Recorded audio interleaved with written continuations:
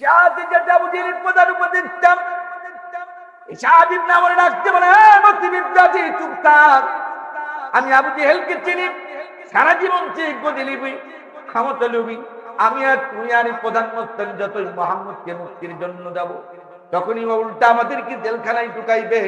অতএব এখন তার কাছে যাওয়া যাবে না, আরো দুইজনকে হাত করে শক্তিশালী সঞ্চয় করে মুহাম্মদকে আবু জেহেলের কারাগার থেকে তখন মুক্ত করতে হবে।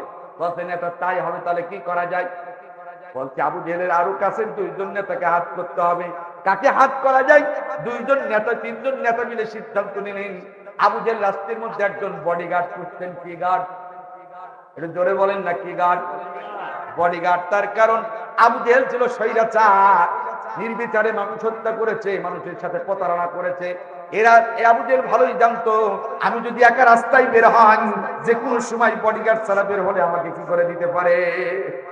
ঠিক আজ পৃথিবীর মধ্যে যারা নিরপরাধ করে হাফেজদেরকে হত্যা করেছে, যারা অসংখ্য মায়ের চোখের পানি ফেলেছে, যারা অসংখ্য তরুণের পঙ্গুত্ব বরণ করিয়েছে, যেই তরুণগুলো জীবনে ফেন্সিডিল কেটনি আবার কেটনা শিক্ষকের হাত তুলতরাম, যেই তরুণগুলো বলতে, হ্যাঁ তরুণ তুমি কি মুক্তি পেতে চাও? আল কোরআন তোমাকে হাতছানি দিয়ে রাখছে। হে তরুণ তুমি কি মুক্তি পেতে চাও? এসে কোরআনের পক্ষে, এতে ইসলামের শীতল পতাকা তলে। এই ধরনের তরুণদেরকেও পৃথিবীর অসংখ্য রাষ্ট্রের মধ্যে তাদের পঙ্গুত্ব বরণ করিয়েছে, তাদেরকে হত্যা করেছে, দিনের পর দিন রাতের পর রাত রিমান্ডে নেওয়ার নাম করে তাদেরকে কষ্ট দিয়েছে পৃথিবীর অনেক রাষ্ট্রে। কথা বলেন ঠিক কিনা? কুড়িগ্রাম জেলার ভাইরা, আবু জেহেল এই জন্য তিনি বডিগার্ড রাস্তায় বেরোতো না। দেখবেন পৃথিবীর মধ্যে যারা স্বৈরাচার হবে, এরাও দেখবেন সামনে ডানে বামে বডিগার্ড ছাড়া চলতে পারে না। কথাটা ঠিক না বেশি? এই জন্য আবু জেহেল রাস্তার মধ্যে একজন বডিগার্ড পুষতেন, তার নাম ছিল মুখতার ইবনে হিশাম। নামটা লিখে রাখতে পারেন, নাম ছিল মুখতার ইবনে হিশাম।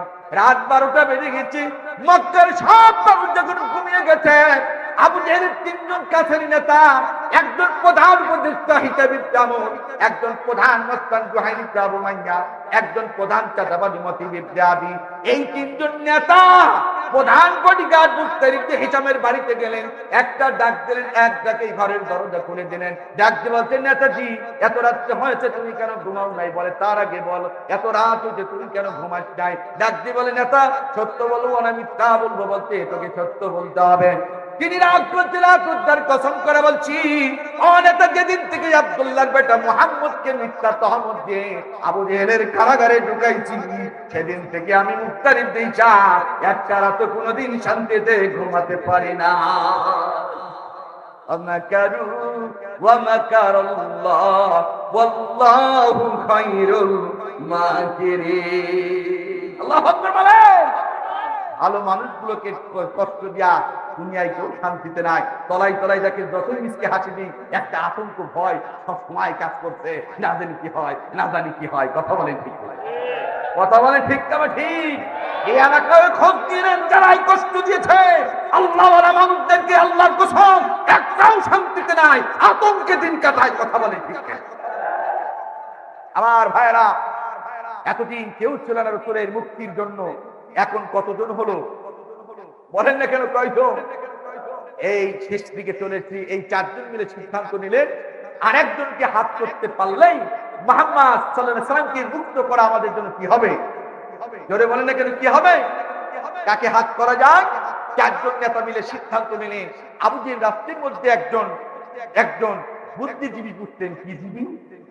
এর জোরে বলেন না কেন, কি জীবী? একটা রাষ্ট্র পরিচালনা করার জন্য কিছু বুদ্ধিজীবীর প্রয়োজন হয়। এমনও রাষ্ট্র আছে, এমনও বুদ্ধিজীবী আছে, এমন বুদ্ধি দেয় যে রাষ্ট্রের উন্নতি হয়। আর এমনও রাষ্ট্রের মধ্যে এমনও বুদ্ধিজীবী আছে, এমন বুদ্ধি দেয় যা দেশ এবং জাতির 12টা বেজে যায়। কথা বলেন ঠিক তবে ঠিক? আমার ভাইরা আমার, আবু জেহেল তিনি ছিলেন স্বৈরাচার। তিনি জানতো আমি যদি বুদ্ধিজীবী না পুষি, আমি এই রাষ্ট্র পরিচালনা করতে পারবো? এই বুদ্ধিজীবীদের কাজ কি জানেন? এদের কাজ ছিল শুধু আবু জেহেলের কাছে এইটা নেওয়া। কি নেওয়া? একটু বলেন না কেন?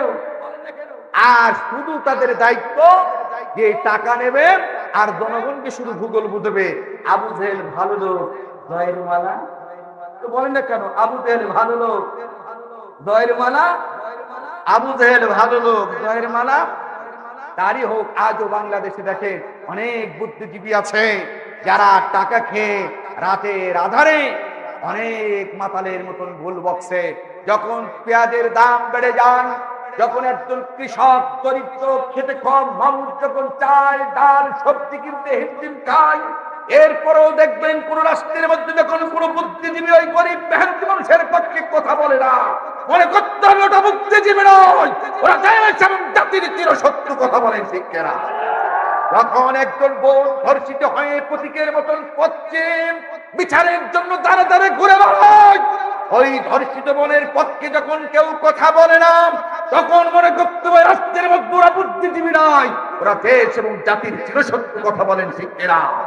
যখন একজন কোরআনের হাফেজকে বুলেটের আঘাতে আঘাতে হত্যা করে রাস্তার মাঝে ফেলে রাখা হয়, যখন একজন কোরআন মারা মানুষদেরকে রাতের আধারে গুম করে কোথায় তার লাশটিকে লুকিয়ে রাখা হয়, তখন তার বাবা চোখের পানি ফেলে চিৎকার করে কেঁদে বলে, হে রাত্রির জন্মদাতা, তোমরা আমার ছেলে অপরাধ করলে তোমরা থেকে বিচার করো, আমরা তার মা আমরা তার বাবা মেনে নেব, এরপরও তোমরা আমার করে যা টুকরা সন্তানের লাশটুকু ফেরত দাও, আমি তার মা আমি তার বাবা তার কবরটুকু থেকে অন্তত তোমাকে সান্ত্বনা পাবো।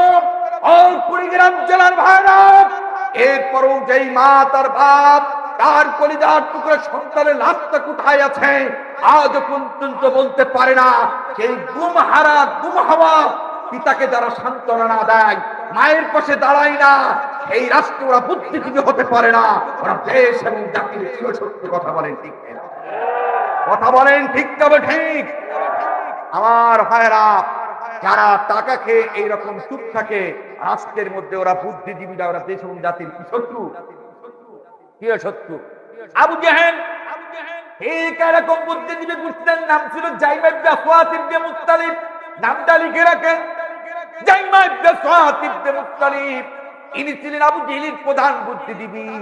এর বাড়িতে চলে গেলেন পাঁচজন নেতা, এখন এক হলেন, ডাকতে বললেন কি করা যায়? বললে মুহাম্মদকে মুক্ত করতে পারলে আমরা পাঁচজন শান্তিতে ঘুমাতে পারবো, পাগল হওয়া থেকে বাঁচতে পারবো। তখন তারা কি করলেন, একটা পাহাড়ের উপরে উঠলেন। আমার দিকে তাকান, ওই পাহাড়টার নাম ছিল হাজ্জান পাহাড়। ধরে বলেন কি পাহাড়? রাতের অংশে শেষ অংশে এই পাঁচজন কাফের, তো কোনো মুসলমান নাই, তারা হাজ্জান পাহাড়ের উপরে উঠে প্রথমে হাত রাখলেন প্রধান উপদেষ্টা হিসাবে আমর, এরপরে প্রধান মোত্তান জুহাইর ইবনে আবু মাইয়াম, তার উপরে হাত রাখলেন প্রধান চাঁদাবাজি মতিন ইবনে আদি, তার উপরে হাত রাখলেন প্রধান বডিগার্ড মুস্তার ইবনে হিশাম, তার উপরে হাত রাখলেন প্রধান চাঁদাবাজ জাইমা ইবনে সুয়াত ইবনে মুত্তালিব। এই পাঁচজন একজন আরেকজনের উপরে হাত থেকে তখন মুসলমান নাই।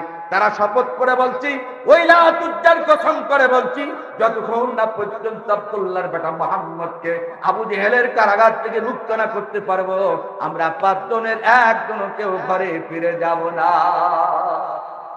একটু জোরে বলা যাবে না সুবহানাল্লাহ? আর একটু জোরে বলেন না কেন সুবহানাল্লাহ? আর একটু জোরে বলেন না কেন সুবহানাল্লাহ? রাসূলের মুক্তির জন্য এখন তৈরি হলো কয়জন? এতদিন কেউ ছিল না, এখন হয়ে গেল কয়জন? আর একটু জোরে বলেন না কেন কয়জন? এই পাঁচজন একটা পরিকল্পনা করলেন, আবু জেহেলের বাড়িতে চলে গেলেন, গিয়ে দেখলেন একবার দরজায় লক করে বললেন, নেতা বাড়িতে কি আছো? সাথে সাথে ঘরের দরজা খুলে দিলেন। পাঁচজন নেতা যখন ডাকছিলেন আবু জেহেলকে, ঘরের দরজা খুলে দিলেন। দরজা খোলার সাথে সাথে আমার দিকে তাকান, দরজা খোলার সাথে সাথে পাঁচজন নেতাকে দেখে আবু জেহেল খুশি হয়ে গেল।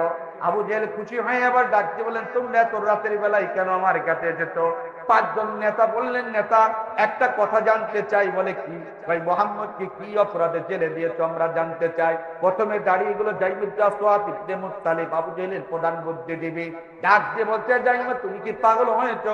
মুহাম্মদের কোন অপরাধ নাই, অপরাধ একটাই, মুহাম্মদ কালিমার দাওয়াত প্রচার করে, মুহাম্মদ কোরআনের বাণী প্রচার করে, আর এই কোরআনের বাণী প্রচার করার কারণে মক্কার মানুষগুলো যদি মুসলমানিত্ব গ্রহণ করে, আমি আবু জেহেলের কর্তৃত্ব নেতৃত্ব কিছুই থাকবে না।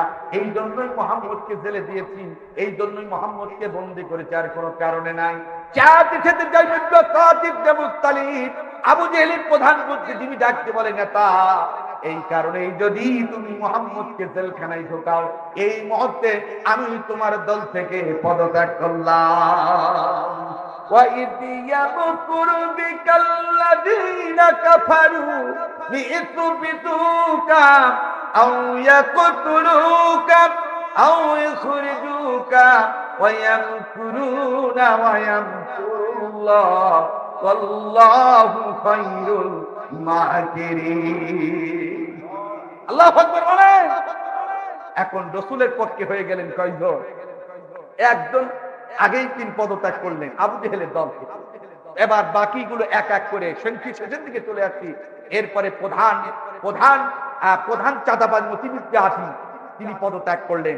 এরপরে প্রধান মস্তান, কোনো কথা নাই, ডাঙ্গা তরবারিটা বের করে সোজা আবু জেহেলের গদ্দারের কাছে গিয়ে ধরে বললেন, নেতা তাড়াতাড়ি বল তুই মুহাম্মদকে কোন অপরাধে জেলে দিয়েছি, তুই না বলতে পারিস এই তরবারি দিয়ে কাল্লা কেটে এখনই তোর দ্বিখণ্ডিত করে দিই।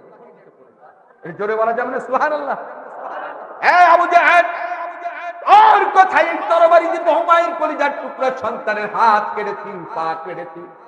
এই তরবারির ভয় দেখিয়ে বহু নারীকে তোর রাতের শয্যা বানিয়েছি তুলে এনে।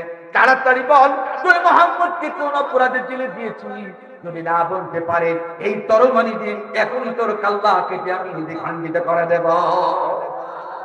আবু জেহেল ভয় পেয়ে গেলেন, তপ্ত হয়ে গেলেন, চিন্তা করলেন, আহারে কাদের দুধ ভাত দিয়ে কাদের পুষলাম, সব পুষলাম, এরা এখন আমার বিরুদ্ধে কথা বলে। আবু জেহেল বলতেছে, এই মুখতার ইবনে এই প্রধান মস্তান জোহাইর আবু মাইয়া তরবারি লাভাই কথা বল, খবরদার উল্টা পাল্টা করেছি তো কাল্লা উড়াই দেব। বলছে নেতা, প্রধান উপদেষ্টা ইতাদুল্লাহ আহমদ পাশেই দাঁড়ালো, বলছে নেতা তুমি ওরে তরবারিটা নামাতে বলো না, তুমি না আমার দলের প্রধান উপদেষ্টা।